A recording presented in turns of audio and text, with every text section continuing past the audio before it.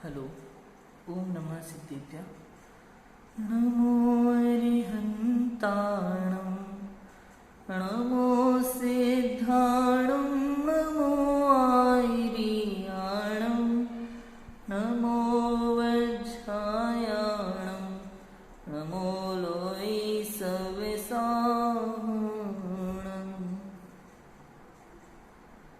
लक्ष्मीनिवासनिलयं विलीन निधाय हरिवीरम् आत्मानुशासनमहं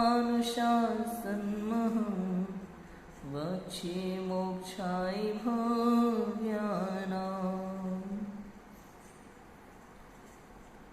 आचार्य गुणभद्र स्वामी द्वारा रचित यह आत्मानुशासन ग्रंथ हमारे सामने विराजमान है। कल हमने 94 नंबर के श्लोक में देखा था कि यह जीव संसार में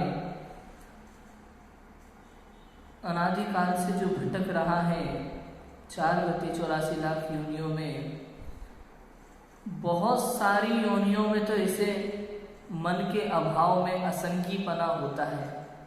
हित अहित के विचार करने की शक्ति होती ही नहीं है, योग्यता अनुसार उस योनि के अनुसार ही नहीं होती है, असंगीपना होता है। और कभी महापुण्य के उदय से मंद कषाय परिणामों के निमित्त से जब इसको संगीपना प्राप्त होता है, त्रियंच गति में, मनुष्य गति में संगीपना प्राप्त होता है, तब भी पर के ही कारणों में उलझा रहता है, पर के विषय में ही अधिक से अधिक सोचता है। स्वयं के हित अहित का विचार तक नहीं आता। ये नहीं सोचता कि मेरा सुख किसमें है, मेरा हित किसमें है। अरे अपना हित तो तब सोचेगा जब उसे ये समझ आएगा कि मैं कौन हूँ। उसे विचार ही नहीं आता कि मैं कौन हूँ, मेरा स्वरूप क्या है, मेरा कार्य क्या है, क्या करने योग्य है, क्या करने योग्य नहीं है। कुछ करने योग्य है तो वो किस विधि से करने योग्य है, किस विधि से करने योग्य नहीं है। इन सब विषयों का विचार ही नहीं आता। देखा देखी करने लगता है, कुल परंपरा से चली आई परंपराएं निभाने लगता है। और ऐसे में भी जो ऐसे जीव होते हैं, जो बुद्धिमान होते हैं, समझदार होते हैं, हित अहित का विचार करते हैं, स्वाध्याय करते हैं, ऐसे जीव भी जब संसारिक कार्यों में रच बच जाते हैं, उलझ जाते हैं, तो आचार्य स्वामी कहते हैं कि ऐसे जीवों की भवितव्यता के विषय में ज्ञानी जीव विचार करते हैं। क्या होगी इनकी दशा, क्या होगा भविष्य में इनके जीवन का।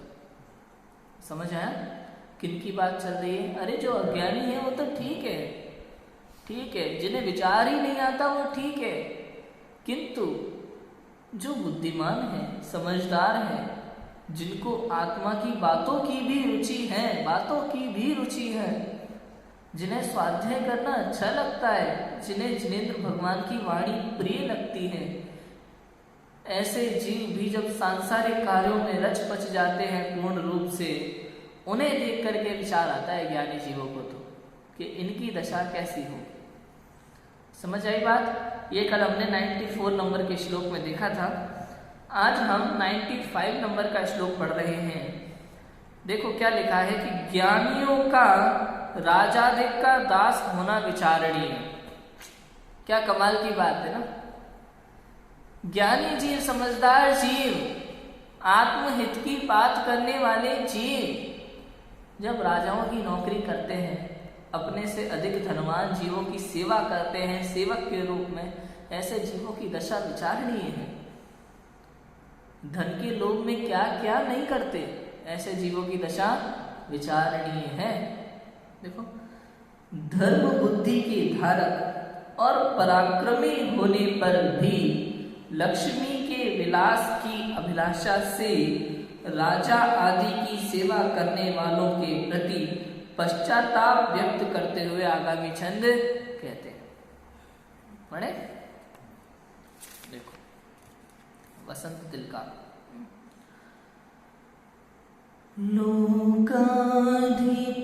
लोकाधिपाचिति भुजो भुवीन जाता, तस्मिन् विधो सति सर्वजन प्रसिद्धे, शोच्यं तदेव यदमि स्पृहणीय वीर्यास्, तेषां बुधाश्च वत् किंकरतां प्रयान्ति। जिससे हुए लोकपति राजा, जन प्रसिद्ध वह धर्म विधान, सोचनीय सक्षम होकर भी ज्ञानी नृप की किंकर जान। क्या कहते हैं कि जिससे हुए लोकपति राजा, जन प्रसिद्ध अर्थात यश जिनको मिला, और धर्म विधान धर्म में भी जो रुचि रखते हैं, सोचनीय सक्षम होकर भी ज्ञानी नृप के किंकर जान। किंकर किंकर मन किंकर समझते हैं? हाँ, किन्नर नहीं, किंकर है। किंकर सेवक के रूप में, किंकर माने सेवक। जिस धर्म साधन से राजा आदि लोक के स्वामी होते हैं, उसी लोक प्रसिद्ध धर्म साधन से युक्त तथा वांछित पराक्रम युक्त ज्ञानी भी राजाओं के किंकरत्व अर्थात सेवक बने को प्राप्त होते हैं।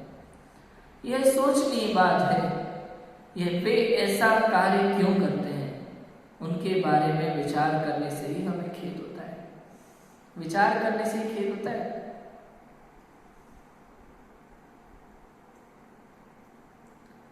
समझ आए? अच्छा, कैसे हो जाते हैं राजा आदि? समझ रहे हैं बात? कैसे हो जाते हैं राजा आदि के? संसार में ऐसे अनेक जीव हैं जिन्हें लगता है कि ये जीवन जो है ना, बस एक ही बार मिला है, एक ही बार मिला है, जो करना है कर लो, बड़े से बड़ा नाम करो, कुछ करके दिखाओ, कुछ करके दिखाओ इस जीवन में। और इस सोच के साथ कुछ लोग बड़े बिजनेसमैन बनते हैं। कोई डांस इंडिया डांस में जाता है, कोई सिंगिंग परफॉर्मेंस में आगे जाता है, कोई किसी लाइन में आगे जाता है, कोई किसी लाइन में आगे जाता है, कोई सीए बनता है, कोई डॉक्टर बनता है, कोई इंजीनियर बनता है, कोई कलेक्टर बनता है, कोई कुछ बनता है। किस सोच के साथ? अरे ये जिंदगी एक बार मिली है, जो करना है कर लो इस जीवन में, नाम कमा लो अच्छे से, ताकि कुछ आज कुछ ऐसा काम कर जाओ जिसे 100 वर्ष तक लोग याद रखें। अरे मूर्ख, तुझे कौन समझाए? तू अभी वर्तमान में अनंत सिद्धों के ज्ञान में झलक रहा है, तुझे महिमा नहीं आती तेरी? तू सोचता है ये लोग तुझे जाने, 100 वर्षों तक जाने? अरे तुझे अनंत अनादि काल से वर्तमान में भी और अनंत काल तक भी सर्व के परमात्मा जान रहे हैं। प्रति समय तेरी भूत भविष्य वर्तमान की समस्त पर्यायों को प्रति समय एक साथ एक समय में स्पष्ट रूप से जान रहे हैं। तुझे तेरी महिमा नहीं आती? क्या करना चाहता है? कहां दृष्टि जा रही है? कुछ करके दिखाना है। सोच नहीं पाते, सोच नहीं पाते। क्या नहीं सोच पाते? ये जीवन एक बार मिला है, एक बार मिला है। अरे सोच तो, अगर ये जीवन एक बार मिला होता ना, सबको ये जिंदगी एक बार मिलती तो सबकी जिंदगी एक जैसी होती। कैसी होती? एक जैसी होती। लोग कहते हैं धर्म से कुछ नहीं होता, पुण्य से कुछ नहीं होता, पुण्य रोटी कमा के थोड़ी देगा, धर्म क्या करके देगा? अरे कौन समझाए? यदि इससे कुछ नहीं होता तो सभी लोग एक जैसे होते।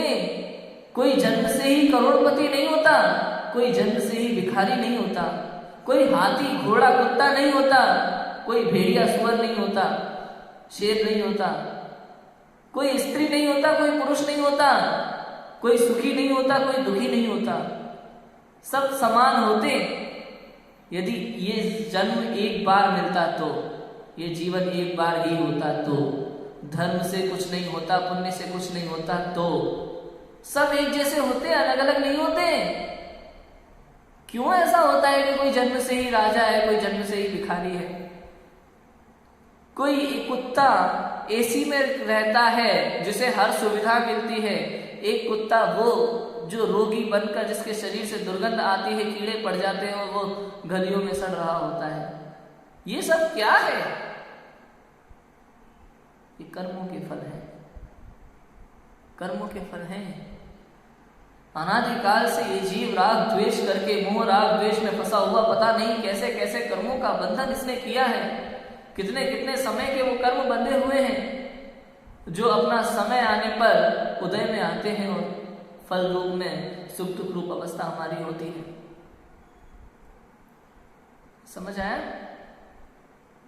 वर्तमान में किए हुए परिणाम भविष्य में फल अवश्य देंगे, निश्चित रूप से। ये एक बार का जीवन नहीं है, इसलिए कहा इतना मत भागो, इतना मत भागो। बाहर की दुनिया में फेमस होने के चक्कर में अनंत भव व्यर्थ गवा दिए और ये भव भी चला जाएगा, चला जाएगा। तू सोचता है कि सारी दुनिया तुझे जाने, लेकिन मैं तो ये कहता हूं तू एक बार खुद तो जान ले स्वयं को, दुनिया क्यों जाने। ऐसा काम मत कर जीवन में कि तुझे लोग याद रखें, जबकि ऐसा काम कर जीवन में कि तू स्वयं को याद रखे, तू कभी स्वयं को ना भूल पाए, तू स्वयं को याद रखे। बस ऐसा काम कर जीवन में। लोग याद रखने से क्या लाभ तुझे? विचार तो कर। समझ आ रही है बात? जितने भी राजा महाराजा होते हैं, धनिक व्यक्ति होते हैं, ये पूर्व पुण्य के फल से होते हैं, मेहनत से नहीं। क्या लगता है आपको? क्या लगता है? बातें सुनते हैं ना बड़ी बड़ी, अरे तो ऐसे थे और इन्होंने ऐसा किया और ना कि अपना दिमाग चलाया और आज देखो यहाँ से यहाँ, सब कहने की बातें हैं। ये तो निमित्त बनते रहते हैं, उपादानगत योग्यता होती है, परिणामों से कर्म बंधन का उदय आना और उसी अनुसार निमित्त मिलते जाना, ये सब होता है। हम सिर्फ निमित्तों पर दृष्टि रखते हैं, इससे आगे सोच ही नहीं पाते, सोच ही नहीं पाते, इसलिए दशा है। जो लोग भी कहते हैं ना कि धर्म से या पुण्य से या भावों से कुछ नहीं होता, पुरुषार्थ करो, मेहनत करो, मेहनत करो, मेहनत करो, खूब मेहनत कर। समझना, पहली बात तो उन्हें आगम पे भरोसा नहीं है, देवशास्त्र गुरु पे विश्वास नहीं है। देवशास्त्र गुरु पे विश्वास तो ठीक, उन्हें अपने हित अहित का विचार नहीं है, हित अहित का विचार नहीं है, विवेक नहीं है, समझ नहीं है, बुद्धि नहीं है। समझ आए? ज्ञान तो है लेकिन ज्ञान का प्रयोग नहीं है सही। बहुत समझने की बात है। ज्ञान हम सभी में भरपूर है, एक जैसा है, समान है, बराबर है। हम ज्ञान के पिंड हैं। पिंड समझते हैं? पिंड क्या होता है? एक तरफ लोग कहते हैं ना, जैसे मेरी आत्मा में ज्ञान भरा पड़ा है। क्या ऐसा है? ऐसा नहीं है वास्तव में। ऐसा बिल्कुल भी नहीं है कि मेरी आत्मा में ज्ञान भरा पड़ा है। आत्मा में ज्ञान भरा पड़ा का मतलब तो ये होता है, जैसे कमरे में सामान रखा होता है ना, अरे वो तो अपने कमरे में पड़ी हुई है, भरी पड़े, हमारे कमरे भरे पड़े, तो उसमें से निकाल सकते हैं ना कमरे में से। कमरा अलग है और माल अलग है, वो भरा पड़ा है। ज्ञान ऐसा नहीं है आत्मा में। आत्मा तो ज्ञान का पिंड है। पिंड जैसे शक्कर मिठास की पिंड होती है, ऐसा पिंड है, अलग नहीं किया जा सकता, अभिन्न है। समझ आया? ऐसा ज्ञान का पिंड है ये आत्मा। ये आत्मा कौन आत्मा? कि मैं आत्मा, जहाँ जहाँ आत्मा शब्द आए वहाँ वहाँ मैं शब्द का प्रयोग किया जाता है, जीव के साथ नहीं। जीव के साथ मैं नहीं लगता, आत्मा शब्द के साथ मैं लगता है। नहीं समझ आया? अंतर है। जीव मतलब समस्त जीव द्रव्य और आत्मा मतलब आत्म तत्व, जीव तत्व, मैं, है ना? ऐसा होता है। अब देखो क्या कहते हैं कि जिस धर्म साधन से राजा आदि लोक के स्वामी होते हैं, जितने भी राजा महाराजा हैं, पुण्यशाली जीव हैं, धनिक व्यक्तित्व है, जिन्हें यश मिला है संसार में, ऐसे व्यक्ति हैं, अनेक कलाओं में निपुण हैं, ये सब धर्म साधन से हुए हैं। इस बात को समझ लो। पहली बात, इसको गांठ मान लेना। आज आप सोचो कि नहीं, मेहनत करके एक राजा दूसरे राजा को मार करके बनाए, या एक ने ये पुरुषार्थ किया, ये क्या है, ये सब मत देखो। ये सब निमित्त मात्र है। ये सब ये 5 समवाय का एक होना, जब कोई कार्य होता है ना तो 5 समवाय मिलते हैं, स्वभाव, पुरुषार्थ, काललब्धि, होनहार, निमित्त। जब ये 500 समवाय एक जगह उपस्थित होते हैं तभी कोई कार्य होता है। तो जब कोई कार्य होता है तो ये 500 समवाय अपने आप उपस्थित हो जाते हैं वहां। लेकिन आप दृष्टि मत रखो, आप सोचो, आप ये देखो कि आखिर में मूल में क्या है। मूल में क्या है? परिणाम। किस परिणाम से कौन से कर्म का बंध हुआ, उस कर्म के उदय से ये कार्य होता है, फिर निमित्त मिलते रहते हैं उस अनुसार। समझ आया? ऐसा है। उसी लोक प्रसिद्ध धर्म साधन से युक्त तथा वांछित पराक्रम युक्त ज्ञानी भी राजाओं के किंकरत्व सेवक बनने को प्राप्त होते हैं। सोचो, उसी धर्म साधन से कुछ ऐसे ज्ञानी जीव भी होते हैं जो उन्हीं राजाओं के सेवक बनने को भी प्राप्त होते हैं। अब इसमें देखो, एक बात बहुत समझने की बात है, आखिर ऐसा कैसे होता है। मात्रा होती है, मात्रा पुण्य पाप की, पता है? मात्रा, क्वालिटी भी होती है। पुण्य की भी अलग अलग रूप हैं, ऐसा नहीं है।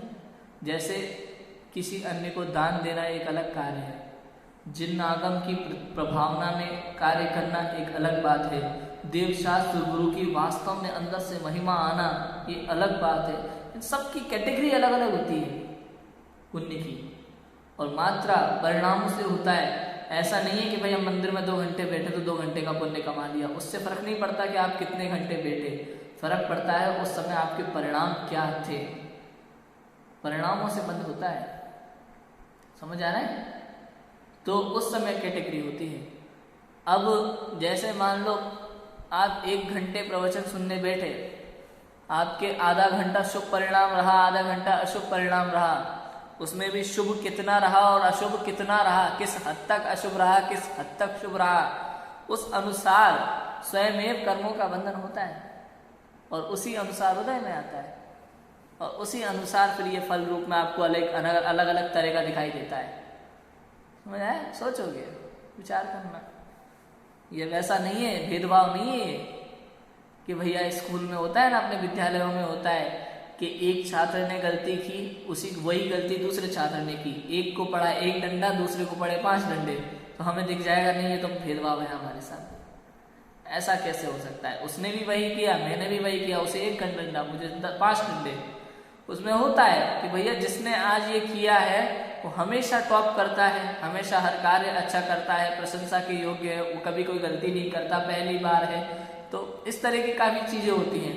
दूसरा वाला जो है ये हमेशा ही उद्यम करता है ये तो हमेशा ही डंडे खाने के कार्य करता है, तो उसको उस हिसाब से मिला। ठीक है ना?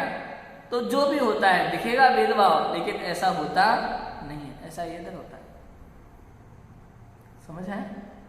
यहाँ लेकिन वैसा नहीं है कि भैया पहले अच्छा कर रहा था इस बार ऐसा किया था।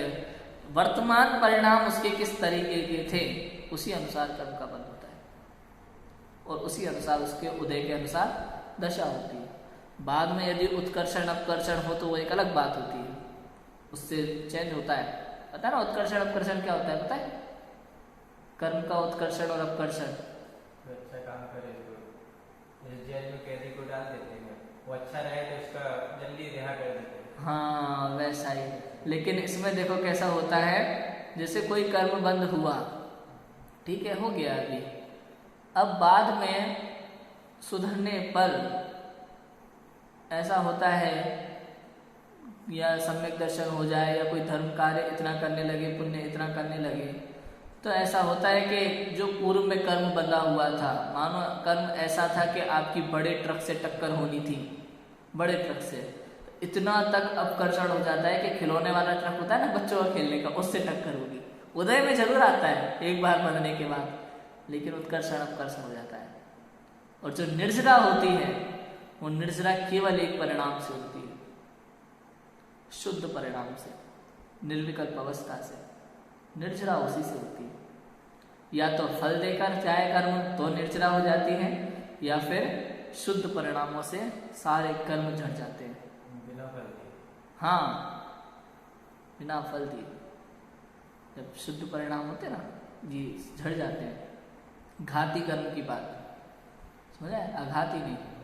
आघाती तो क्योंकि बंध गया ना, आयु कर्म है जैसे जो बंध गया, अब वो उदय में चल रहा है, आप कितना ही निर्विकल्प रह लो, कितना ही शुद्ध अवस्था में रह लो, किंतु वो जो अब जितना समय का बंधा हुआ है वो पूरा भोगना ही होता है, उसमें कुछ नहीं होता। हाँ, वो जरूर होता है एक केवली समुद्घात, जिसमें ये होता है कि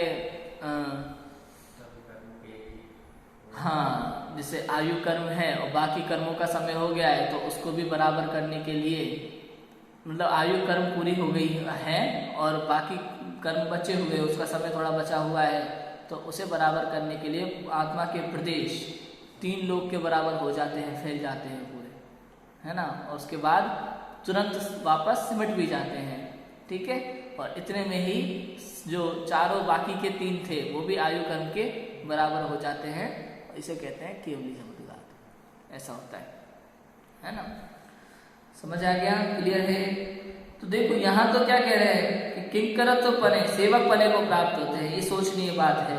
वह ऐसा कार्य क्यों करते हैं, उनके बारे में विचार करने से ही हमें खेद होता है, विचार करने से ही खेद होता है। ये धन की जो इच्छा है ना लाभ, एक तो संसारिक जीव में ऐसा ही होता है, संसार में यही होता है, लोग दूसरों पर दृष्टि रखते हैं, दूसरा व्यक्ति क्या सोचता है।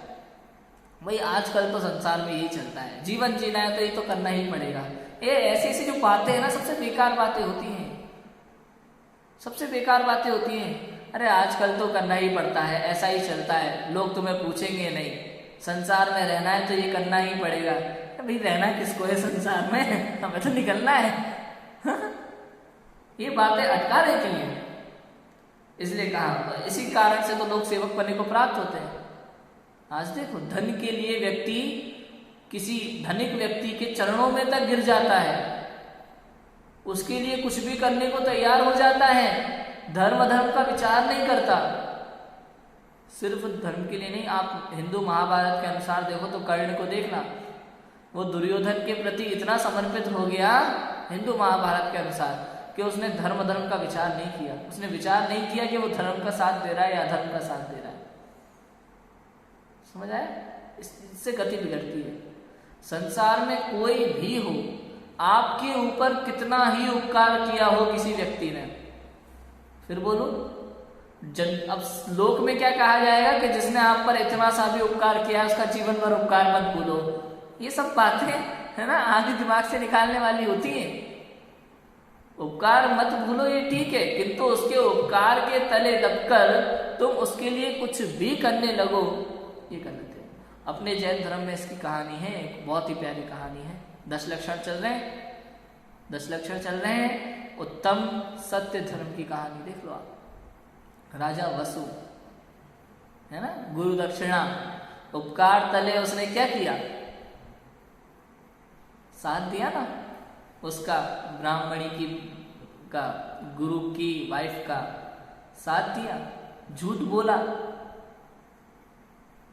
झूठ बोला और सीधा 7वें नरक में। ये होता है, आप कितने ही बड़े धर्मी हों, किंतु यदि अधर्म का साथ दोगे, और जितने बड़े धर्मी उतना ही अगर थोड़ा सा भी अधर्म का साथ दिया तो बड़ा भयंकर फल लगता है।